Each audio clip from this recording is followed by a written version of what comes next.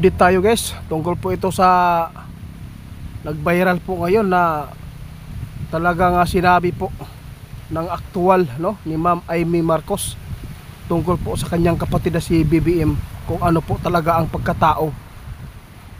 Sus nako guys, nakakahiya naman po itong nangyayari dito sa bansa ng Pilipinas. Mismo ang ating presidente ay gumagamit talaga ng droga. Iwan ko lang po guys kung paniniwalaan po ba ito yung mga diehard na mga supporters ni BBM dito ito lang po ang ating maipaabot ngayon. Gumising po tayo mismo si Ma'am Amy Marcos nagpahayag po mismo sa harapan po ng nagrarally ng mga INC isiniwalat po niya kung ano po talaga ang pagkatao ni BBM, yung ating presidente. Kung mapapakinggan po ito guys sa ibang bansa ay sobrang nakakahiya talaga. Iwan ko lang kung ano po ang masabi ni Claire dito dahil si Claire ay grabe, parang basahan siya po talaga yung tabon ba sa mga naitabo sa ato ang presidente. Kahit po nakikita na, iwan ko lang kung masabi pa ba ito ng mga tao na AI pa rin ito mismo makita talaga natin na grabe po ang sinabi po ni Ma'am Amy Marcos tungkol po sa kanyang kapatid. Nagmamakaawa po siya, tinawag po niya ading, di ba? Gusto po daw nila talaga guys na babalik na lang sa kanilang pamumuhay noon. Ngayon, ano po ba ang masasabi po sa lahat po ng mga tao ngayon na nagdalawang isip pa?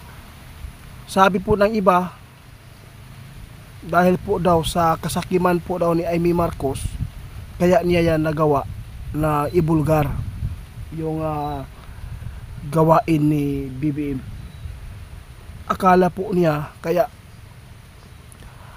pumayag siya na mag-asawa kaya Lisa baka magbago ang buhay. Ngunit dalawa na sila na gumagamit ngayon. Kala po niya na maging maayos na ang buhay ni BBM nung mapangasawa po niya si Lisa. Ngunit mas nadagdagan pa ang problema. Kaya kung iisipin po natin, walang magandang patutunguhan po ang ating bansa. Sino kaya ang makabago nito? Kaya nakakaawa po talaga ang mga sumusunod sa atin. Kung hindi ito agad guys, masolusyonan po ang ganitong uri na sus nako guys, nakakalungkot talaga. Kung hindi ito masolusyonan guys ng maayos, mas lalong marami magpapatayan po ng mga Pilipino at marami maghihirap. Yun po ang totoo. Baka po sabihin na naman po ninyo AI lang po yan sa lahat ng makapanood sa atin, paki-share lang ko guys, kasi mismo ang ating senador na kapatid ni Amy Marcos, siya mismo ang nagpaabot sa madla sa taong bayan na ganyan po ang kanyang kapatid. Sila po ay nagpaabot na ngayon kung ano man po ang mangyayari sa bansang ito. Nalulungkot, humihingi si Ma'am Amy Marcos sa ginagawa ng kanyang kapatid ngayon Grabe, hindi po natin inaasahan na ito po ang marinig po natin sa bibig ni Ma'am Amy mismo, sa napakaraming tao na nagrally. Doon pa siya nagpaabot sa ginagawa ng kanyang kapatid. Imaginin po natin guys, nagdodroga. Maganda pa ba yan? Maganda pa ba ang takbo ng utak ng isang tao?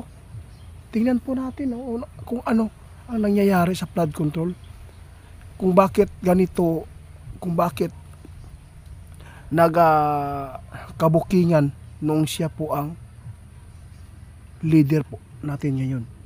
Kasi doon po natin nalaman, grabe ang kanilang mga pinaggagawa. Mismo pala ang ating presidente ay gumagawa ng hindi maganda. Kaya sa lahat ng makapanood sa atin, wag po ninyong sabihin na AI na naman po ito. Baka sabihin na naman po ninyo, sabi po ng ating kaibigan noon, at so yung kaibigan po natin na kausap ni Ramil, totoong nagdodruga talaga. Kaya wala nang tao siguro dito guys na hindi maniniwala dito. Kung mayroon mang hindi maniniwala dito, yung mga tao talaga na mga supporters na nabigyan po ng napiksan sa mga blessing ni Marcos.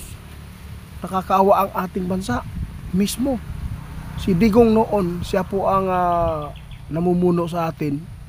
Ang nangyari, krimen daw. Pero ngayon, iba. No? Iba po. Aktualan po ang ating napapakinggan, mismo ang kanyang kapatid mismo ang nagpahayag nito na ganyan po ang gawain ng kanyang kapatid. Pumupunta sa party, no, doon sa ibang bansa para ay gumamit. Nakakalungkot po ito guys, kapag hindi ito maagapan agad ang mga taong bayan guys, nakakaawa, mas lalong magugutom at mahihirapan dito, at marami pang mga patayan, no, kapwa natin Pilipino kung hindi ito masolusyonan agad guys. Kailangan talaga na maano agad dito, maaksyonan na po ito para po ay kung sino man po ang karapat dapat na sumunod dito sa pagkapresidente ay maging maayos sana. Ipanalangin po natin guys na sana mayroon pang presidente na makapagbabago sa pamumuno dito sa ating bansa sa Pilipinas.